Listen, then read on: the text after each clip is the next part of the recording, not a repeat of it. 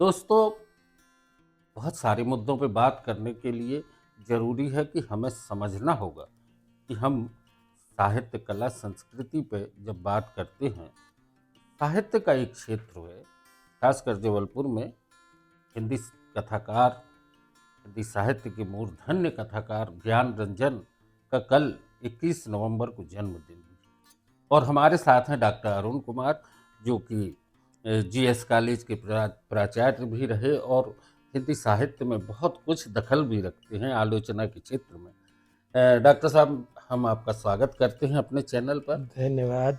और सबसे बड़ी चीज़ जो है आज कहानी को लेके जब बात होती है, ज्ञान रंजन की कथा संसार पे जब हम जाते हैं, तो क्या लगता है आपको कि क्या भाषा में कहाँ कुछ चेंजेस आ रहे हैं? देखिए, जहाँ तक ज्ञान जी के कहानियों की पठनीयता का प्रश्न है, वह बिल्कुल भिन्न धरातल की बात है। आपको स्मरण होगा कि आचार्य रामचंद्र शुक्ल जी ने कभी कविता और कहानी के बीच की विभाजक रेखा खींचते हुए कहा था कि कविता वो है जिसकी दोबारा सुनने की इच्छा हो, और कहानी वो है जिसमें आगे जानने की उत्सुकता हो। लेकिन ये अब तक की बहुत ही सुपरिभाषित विभाजक रेखा ज्ञान जी की कहानियों में काम नहीं आती, क्योंकि ज्ञान जी की कहानियों को बार बार पढ़ने की इच्छा होती है। और ज्ञान जी कथाकार के रूप में इतने दशकों तक इसलिए याद किए जाते रहे हैं कि उनकी चर्चा उनकी कहानियों की बार बार हुई और वे बार बार पढ़ी गई। उन्होंने मुश्किल से 25 कहानियां कुल लिखी हैं, जी। और 25 कहानियों में भी 15 को हम ऐसी मान सकते हैं जो बहुचर्चित हैं, बहुपठनीय हैं और पुनः पुनः पठनीय हैं। तो एक बात तो ये कि भाषा के स्तर पर जो कहानी की थीम है, उसे भाषा की लय पकड़ लेती है।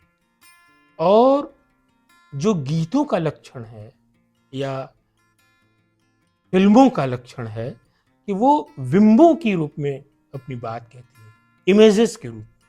तो ज्ञान जी की सफलता इसमें है कि एक ओर उसमें लयात्मकता भाषा की है, और दूसरी ओर साथ ही साथ उसमें बिंब परखता है। अब ये कहा जाता है कि ज्ञान जी मध्य वर्ग के कथाकार हैं, परिवार पर आधारित, रिश्तों पर आधारित, हाँ, संबंधों पर आधारित, जैसा कि पिता कहानी हाँ, है, पिता शेष होते हुए सारी की सारी बेंच पे कहानियां, अमरूद इधर-उधर, का पेड़, अमरूद का पेड़। ये सब कहानियां। लेकिन वो केवल पारिवारिक रिश्तों की कहानियां नहीं है, वो एक प्रकार का विंडो है, गवाक्ष है, खिड़कियां हैं, जिनके जरिए, इन रिश्तों के जरिए हम पूरे समाज के तापमान को और समाज के वातावरण को देखते हैं। और वो दौर ऐसा था ज्ञान रंजन जी का, के लेखन का। बाद में कहानियां तो मेरा ख्याल है कि उन्होंने 80 के दशक से शायद उन्होंने बंद कर दी। हाँ, मूलतः तो वो समझिए 72-73 के बाद से लगभग बंद ही। अ, बहिर्गमन उनकी बहुत बाद की कहानियों में, और अमरूद का पेड़ बिल्कुल ताजी कहानियों में। समझ लीजिए 12 वर्षों का उनका लेखन की अवधि है। लेकिन उस बीच लिखी जो कहानियां हैं, वो पूरे हिंदी बेल्ट के तापमान को, वातावरण को, संस्कृति को और मन स्थिति को सूचित करती हैं। और हुआ ये कि जो हमारा 60 का दशक था, उसमें युवाओं में व्याकुलता तो थी ही कि जो कुछ हो रहा है वो बहुत ही ज़्यादा दूर तक जाने लायक नहीं है। परिवारों का वातावरण बहुत दम घोटू हो रहा था। दम घोटू 2 कारणों से हो रहा था। एक तो यथास्थिति बनी हुई थी, जैसा कि ज्ञान जी कहते हैं कि वही चर्चा होती थी, रिश्तेदारी की बहुएँ, मच्छर और दूसरी दूसरी ओर पिता घर का कर्ता होता था, सामंत वर्ग का। तो उसके कारण एक दमघोटू वातावरण रहा करता था। और फिर राजनीतिक रूप से जो नेहरू की विरासत थी कि जल्दी ही हम विज्ञान और लोकतंत्र और टेक्नोलॉजी के ज़रिए एक ऐसे समाज की रचना कर सकेंगे जो अ, जिसमें असमानता कम होगी, शांति होगी, सद्भाव होगा और सबसे बढ़ कर के आर्थिक समृद्धि होगी। वैसा कुछ हो नहीं डॉक्टर पाया। साहब एक चीज और आती, क्या कहानी पे कम्युनिज्म का भी असर था? किसका? कम्युनिज्म उस समय पे जिस तरीके वो से धीरे-धीरे बाद में ज़्यादा हुआ। असल में क्या हुआ कि एक और तो ऐसी परंपरा थी जिसमें परिवार के बारे में, समाज के बारे में लिखते थे और दूसरी ओर हिंदी कहानियों में ऐसी कहानियाँ लिखी जाने लगी जो व्यक्ति पर जोर देता था। तो पहली बात तो उसमें प्रगतिवाद वाली थी नहीं। उसमें एक और वो कहानियाँ थीं जो पूरे समाज को लेकर के चलती हैं और दूसरी ओर वैयक्तिक। आप उदाहरण के लिए या प्रतिनिधि के रूप में प्रेमचंद और जैनेन्द्र को देख सकते हैं और इसे यूँ देख सकते हैं कि एक पूरे जंगल को देखता था और एक पेड़ को देखता था। दोनों की अपनी-अपनी अलग-अलग बातें हैं। फिर धीरे-धीरे बाद में जो अ, समाज वाली बातें थीं, उनको देख कर के ऐसे लगा कि कुछ चीज़ें ऐसी हैं जो विदा हो रही हैं और जितनी जल्दी विदा हो जाएँ वो ठीक है। जैसे सामंतवाद है, जैसे अ, मज़हबी कट्टरता है, जैसे जातिवाद है और जैसे अ, आर्थिक व्यवस्था है। ये जितनी जल्दी विदा हो जाएँ और एक अ, सार्वजनिक हित की चीज़ें आएँ, उतना ही अच्छा है। तो कहानियाँ जो इस तरह की लिखी जा रही थी बड़े घर की बेटी टाइप की, प्रेमचंद की, वो धीरे-धीरे बहुसंख्या में उन्मुख हुई उस तरफ जिसको हम कहते हैं प्रगतिवाद। और प्रगतिवाद का निश्चित रूप से उस पर प्रभाव जो था वो मार्क्स था, दूसरे लोगों का था। दुनिया में जो दूसरे लेखन हो रहे थे जर्मनी में और जगहों पर उसका प्रभाव आया था। लेकिन वो जो हिंदी में रीडरशिप आई, वो इस कारण नहीं आई थी कि वो कोई किसी विचार से वो प्रतिबद्ध है। क्योंकि विचार से प्रतिबद्ध तो बहुत लोग लिख रहे थे। लेकिन वो जो उस प्रतिबद्धता को एहसास का रूप दे सके, फ़ील का रूप दे सके, वो उनकी कहानियाँ बिना किसी इस तरह के कि वो प्रगतिवादी हैं या नई हैं, वो चली। ज्ञान जी के समकालीन बहुत से कथाकार थे उस समय, उन कथाकारों में ज्ञान जी कैसे अपने आप में अलग थे? माने रविंद्र वो कालिया, ऐसा ममता है कि कालिया, ये लोग भी। ज्ञान जी की मनः रचना जो है, वो बिल्कुल पृथक थी इन लोगों से। ज्ञान जी कोई कहानी लिखने के लिए कहानी लिखना उन्होंने शुरू नहीं किया था, बल्कि वो जिन परिस्थितियों में रह रहे थे, इलाहाबाद की, घर की, गांधीवादी व्यवस्था थी घर की। जब युवा ज्ञान रंजन जी के घर में सभी लोग खादी पहनते थे, खादी पहनना अनिवार्य था और एक खास किस्म की नैतिकता। हुँ? उस नैतिकता के विरोधाभास में भी वो बहुत कुछ चीज़ें देखते थे कि एक तरफ इतनी नैतिकता, समाजवादी था और दूसरी ओर जो है वो अ, घरों का जो वातावरण है, वो बहुत ही मानसिक रूप से एक तरह से कहिए तो पीछे की तरफ है। तो वो जो उनका मन था, इसे सह नहीं पाता था। जैसे अमरूद का पेड़ इसलिए काट दिया गया उनके घर का बहुत ही प्रिय स्थान, जहाँ से बच्चे खेलते थे, बूढ़े अ, बिस्तर बिछा करके खटिया पर सोते थे उनके बंगले के बाहर वाला, वो मतलब उनके घर के केंद्र में था। इसलिए काट दिया गया कि वो भाई बीमार रहने लगा था, घर में कुछ और अपशकुन होने लगे थे, तो ये लगा कि ये अमरूद का पेड़ जो है अपशकुन का है। ज्ञान जी की भाषा रूढ़ी और परंपराओं को तोड़ती हुई नजर आती है और एक सीधे संवाद करने चाहती है। हाँ, सीधा संवाद करना ज़रूर चाहती है, लेकिन आप ये देखिए कि जिस समय वो अपने परिवार या दूसरी चीज़ों के समाज के में जो चल रही हैं, उसके विरोध में थे, तो वो जो अब तक समाज ने जो उनको दिया, भाषा, संस्कृतनिष्ठ भाषा, एक लयात्मक गीत, जो उनके पिताजी की सुमन जी ने तो हजारों पेज लिखे और उनका अपना प्रकाशन था, और हिंदी, उर्दू, बंगला हर जगह उनकी जो है वो आधारभूत उन्होंने काम किया था। तो उसका प्रभाव तो विर उनके ऊपर न था, बल्कि विरासत में सब मिला था। तो ये सारी चीज़ें कि ये आप कहिए कि वो अ, उ उससे टूट करके बिल्कुल नई चीज़ बना रहे थे, ऐसा नहीं था। है अच्छा, ना? जबलपुर में ज्ञान रंजन हुँ। जब यहाँ आए हैं और उस समय ये मुक्ति बोध का भी एक दौर चल रहा था, नागार्जुन वगैरह का भी, परसाई भी थी, तो यहाँ आके उनके लेखन में कुछ परिवर्तन आया या और परिष्कृत होता चला गया? देखिए, मूलतः ज्ञान रंजन जी तो जबलपुर और इलाहाबाद के बीच जब शटल कर रहे थे, उसी समय का लिखना है। वो 59 में पहली बार यहाँ पर कॉलेज में आए थे। बीच में कई बार उन्होंने छोड़ा और लौट के गए और केवल लेखन के लिए इलाहाबाद में जुटे रहे। तो ये सारी चीज़ें बन रही थी। परसाई जी के संपर्क में आए, परसाई जी के के कारण फिर वो मुक्तिबोध के संपर्क में आए, और भी बहुत सारे प्रभाव थे। इसलिए ये कहना कि केवल अ, ये जो था वो एक या 2 व्यक्ति का प्रभाव था, वो ऐसा नहीं था। और ये कि ज्ञानरंजन जी मूलतः जो थे, वो उनके मन में जो चीज़ चलती थी वो एक लय और एक गीत चलता था, ना? और गद्यात्मक अभिव्यक्ति उनकी बिल्कुल अ, उसके जड़ों में वो है।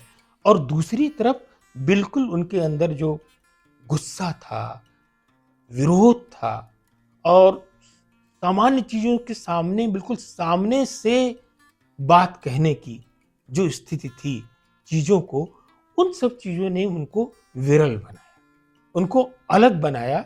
और असल चीज़ जो है वो जो उनको अलग करती है, वो उनका अपना एहसास था, जिस एहसास को वो दूसरे तक ले जा सके। और इसलिए उनकी कहानियाँ ये थी कि पहले कहानियाँ जो थीं, जो साहित्य से इतर वर्ग में पढ़ी जाती थी, वो बहुत ही बाज़ारू किस्म की कहानियाँ, वो मनोहर कहानी, मनोहर कहानियाँ अति और कहानी होती, या दूसरे जो लेखक साहित्य के नाम से लिखते थे, वो भी पाठक क्या चाहता है वैसी वाली बात थी। लेकिन ये इनकी कहानियाँ जो थी वो पाठक क्या फ़ील कर रहा है, वो जो जो धुंधुहाती हुई चेतना थी उसको उन्होंने स्पष्ट किया। और साथ ही ये कि इनका ये कहना था कि काल अभी और कठोर दृश्य उपस्थित करेगा। जो आप कह रहे हैं कि कहानियाँ उनकी परिष्कृत होती गई, वो आपने बात बिल्कुल ठीक पकड़ी है। बात इसलिए ठीक पकड़ी कि पहले उनकी कहानियों में एक कच्चापन था, और ये कच्चापन बहुत आत्मीय बनाता था, ना? जैसे अमरूद का पेड़ जो है, उसके पाठक आपको उस समय बहुत ज़्यादा मिलेंगे, और वो बार-बार उन चीज़ों को अनुभव करते हुए दोहराती थी, है ना? उसमें जो है थी बिल्कुल एक घरेलू कहानी थी, जैसे एक एक व्यक्ति घर का समझा रहा है और उसको फ़ील कर रहा है, वैसी।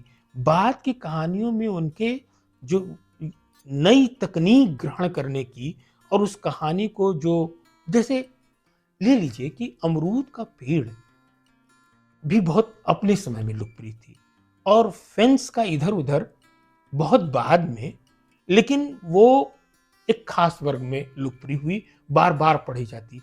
दोनों का कंटेंट एक है। अमरूद का पेड़ का भी कंटेंट वही है कि हम जिस किस जमाने में पहुंच रहे हैं और वास्तव में हमारे पैर अभी कहाँ पर हैं, इतने अंधविश्वासों में दूसरी जगहों पर हैं, और इसलिए हम कैसे रहेंगे, है ना।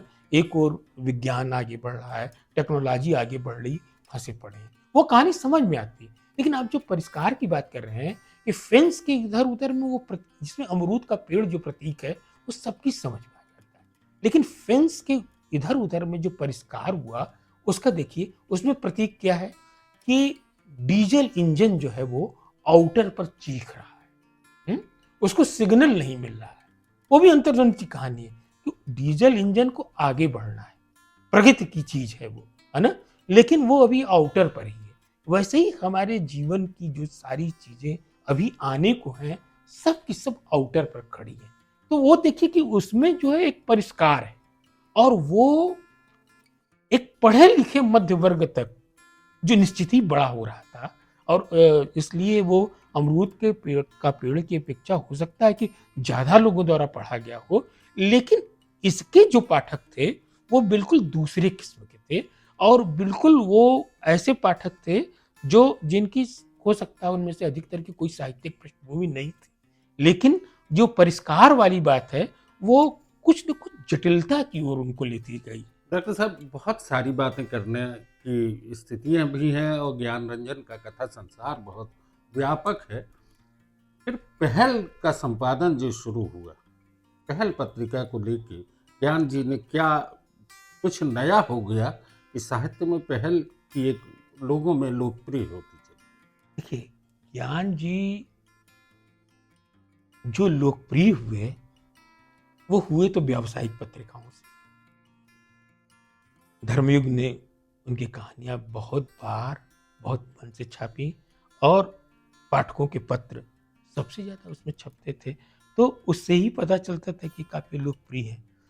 बाद में धीरे धीरे, जैसा कि अभी आपने मुक्तिबोध का उल्लेख किया, और पर साइज भी व्यावसायिक में ही छपते थे, लेकिन इन लोगों को बाद में ये लगने लगा, ज्ञान जी के पास तो तब तक कॉलेज में आ गए थे, नौकरी चाकरी भी थी, न भी रहती तो वो वही करते। उनको लगा कि इन पत्रिकाओं में, चाहे वो मनोहर कहानियां हो या धर्मयुग हो, जो छप रहा है वो बेसिकली वो है जो माल की तरह बाजार में उतारा जा रहा है। अब धर्मयुग में भी वो उन्होंने एक लिस्ट एक बार ऐसे ही बताई कि वो मिठाइयों के बारे में, तो मेलों तमाशों के बारे में, जिसका कोई आगे आने वाले हमारे जीवन की तैयारी से कोई रिश्ता नहीं है, बल्कि वो एक यथास्थिति को बनाए रखने में हमारी मदद करते हैं। लेकिन क्योंकि लोगों के बीच वो जा रहे हैं, लोगों द्वारा पढ़े जा रहे हैं, तो उनको लगा कि ये पूरे सब मालवाहक हैं, ये पत्रिकाओं की जगह। और यदि हमको कुछ वैसा करना है, समाज को बदलने जैसा, तो हमको एक मोर्चा अपना खोलना होगा। और संयोग से उन्होंने पहल पत्रिका की शुरुआत की। उसका उसकी भाषा का जो बांकपन था, और सबसे बढ़कर के ये कि जो उस समय के बहुत नामवर संपादक थे, है ना, उनके विरुद्ध बिल्कुल सीधी भाषा में और वो क्या कर रहे हैं यह लिखना, इसके बावजूद कि उन्हीं लोगों ने उनको बहुत लोकप्रिय बनाया था, और इस बात को स्वीकार करते हुए सार्वजनिक रूप से कि नहीं, मेरी कहानियां उसमें छपी। वो खुद ले गए थे इलाहाबाद में रहते हुए धर्मवीर भारती जी, और फिर एक एक करके छाप रहे थे। लेकिन वो अलग बात है, वो इसलिए छाप रहे थे क्योंकि वो पढ़ी जा रही थी दूसरों के द्वारा। न पढ़ी जाती तो केवल कंटेंट के कारण नहीं छपती, लेकिन उसके साथ ही साथ ऐसी बहुत सारी सामग्री छपती है, उसकी याचना की जाती है छापने के लिए, जो बिल्कुल ही समाज को पीछे की तरफ ले जा रही है। तो हमको अपनी एक पत्रिका चाहिए, हमको किसी गाड़ी में पहुंच करके किसी गंतव्य तक उनके नहीं जाना है।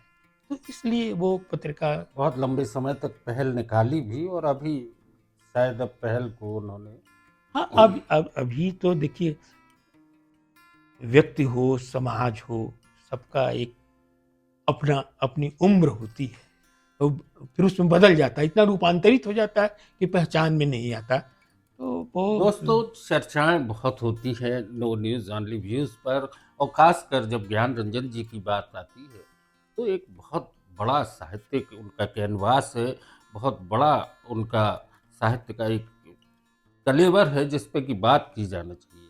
आज वो 21 नवंबर को लगभग 88 वर्ष की उम्र उनकी होने पूरी पे आ पूरी रही, 88 वर्ष पूरे 88 हो जाएगी। हम अपने चैनल की तरफ से उनकी दीर्घायु की और स्वास्थ्य की कामना करते हैं, और डॉक्टर अरुण कुमार जी ने जो चर्चा की उसके लिए बहुत बहुत धन्यवाद। आपको भी बहुत बहुत धन्यवाद।